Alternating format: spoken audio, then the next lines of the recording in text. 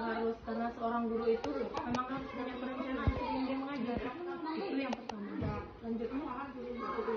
Bagaimana cara ibu mengajar siswa di kelas? Kalau mengajar siswa di kelas, kita kembali ke yang awal tadi. Kalau seorang guru itu sudah punya RPP, rancangan, kalau sekarang namanya modul ajar. Kita kurikulum merdeka yang sekarang namanya modul ajar. Kalau kita K13 yang dulu namanya RPP. Jadi kalau kita mengajar sudah ada perencanaan kita dari awal, berarti itu yang harus kita ikuti. Harus kita buat planningnya dari awal. Berarti kalau kita mengajar sesuai dengan apa yang sudah kita buat, sesuai dengan modul ajar yang sudah kita buat. Jadi gimana Bu kalau modul ajar itu tidak sesuai dengan kemampuan? Sebelum kita membuat planning mengajar itu, tentu harus kita tahu dulu bagaimana kemampuan anak kita. Yang pertama. Jadi kalau sudah kita tahu kemampuan anak kita, baru kita bisa memilih. Sekarang kan kurikulum merdeka itu dia harus berpatokan kepada murid, harus murid dulu yang duluan. Ini namanya pembelajaran diferensiasi. Jadi pembelajaran diferensiasi ini harus lebih banyak anak-anak yang aktif daripada guru. Gurunya ini cuma sekedar memfasilitasi doang.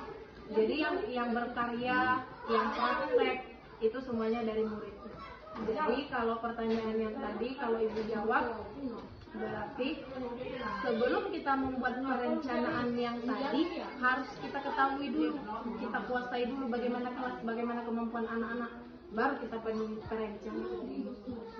Pertanyaan selanjutnya, apakah ibu melakukan penilaian saat pembelajaran berlangsung? Iya harus, karena penilaian ini supaya kita tahu bagaimana tingkat kemampuan anak.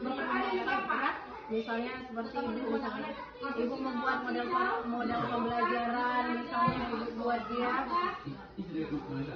praktek, ibu kan belajar pembelajaran agama kalau ibu ya, misalnya materi kami tentang fardu kifayah, ya kan? Berarti nanti di sana ada materi, ada praktek. Nanti kalau tidak dievaluasi bagaimana ibu bisa tahu kemampuan anak-anak di prakteknya. Jadi kalau dia pelajari materinya, kita praktekkan, dan sudah kita praktekkan, kita evaluasi, kita tahu di mana letak kemampuan anak kita. Entah di apa namanya, di bacaannya nanti nggak tahu dia, atau di praktek sholatnya nanti nggak tahu dia. Di evaluasi pembelajaran itu ibu lakukan di setiap materi. Kalau di awal itu, kalau ibu evaluasinya untuk materi yang kemarin. Kalau untuk di awal untuk materi yang itu tidak ada evaluasi kalau buat ibu.